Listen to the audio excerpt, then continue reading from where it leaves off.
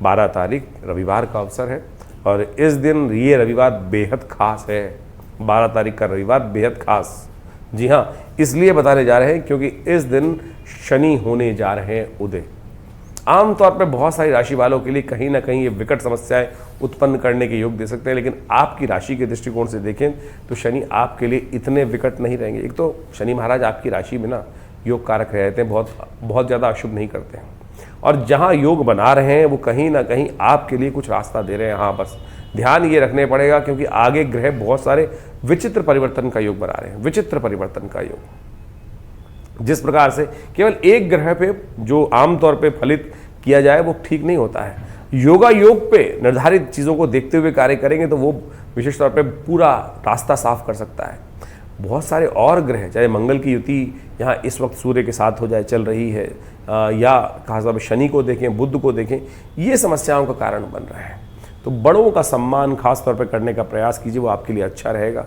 और जो बेकार के लोग हैं, जिनसे कोई लेना नहीं देना नहीं, नए लोगों से, उनसे बचते हुए कार्य करें। जो आपके अनुभव में आया हो उसके अनुसार से चीज़ों को चलाने का प्रयास करें। जिसने पहले डंक मारा है वो फिर डंक मार सकता है, तो इस बात का ध्यान रखते हुए कार्य करेंगे तो अच्छा रहेगा। शनि उदय होने जा रहे हैं, देखिए कि रविवार को योग बन रहा है, तो इस दिन विशेष तौर पर आपको समझ लेना चाहिए कि शनि उदय होने के साथ आपकी राशि में भी शनि मंगल के टकराव का प्रभाव पड़ेगा। पराप्रकृति में इस टकराव का प्रभाव पड़ता है, कहीं कम कहीं ज़्यादा। तो ऐसे में प्रकृति के अनुसार से तो दिखाई देता है कि ये विप्लवकारी योग बनाएगा, ये कहीं ना कहीं द्वंद्वात्मक स्थिति उत्पन्न करता दिखाई देगा, माहौल को गर्म करता दिखाई देगा। लेकिन वहीं एक तरफ ये योग अतिवृष्टि का योग भी बनाता है, तो आपकी कुंडली में दया की वृष्टि का योग बनाता दिखाई दे रहा है ये ग्रह, तो उससे आप लाभ लेने का प्रयास करें। लेकिन फिर भी आपकी राशि के दृष्टिकोण से हमें दिखाई देता है आपको इन दिनों विशेष तौर पर हनुमान जी का स्तवन करना चाहिए। जितना हनुमान जी का स्तवन करेंगे उतना कल्याणकारी योग होगा। और ऐसे में शनि ग्रह को शांत करने के लिए कुछ उपाय विशेष तौर पे हैं। शनि मंत्र का यज्ञ, शनि स्तोत्र का पाठ, वो आप लगातार करते रहें, क्योंकि आने वाले 30-40 दिन इसी प्रकार का योग कहीं ना कहीं साथ में बुध की युति जो बन गई है, ये विशेष तौर पर आप समझ लें जो बड़ी विचित्र स्थिति ग्रहों की उत्पन्न करती है।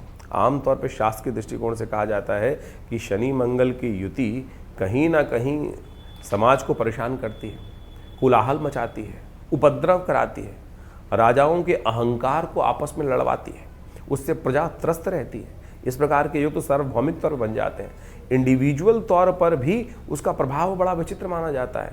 शास्त्र के दृष्टिकोण से कहा गया है कि एक तरह से युद्ध ही है, और आपके बाह्य संसार में तो युद्ध चलता ही चलता है, अंतःकरण में भी कहीं ना कहीं युद्ध। कहा जाता है कि जब शनि मंगल की युति हो जाए, शनि और उदय स्थिति में शनि हो,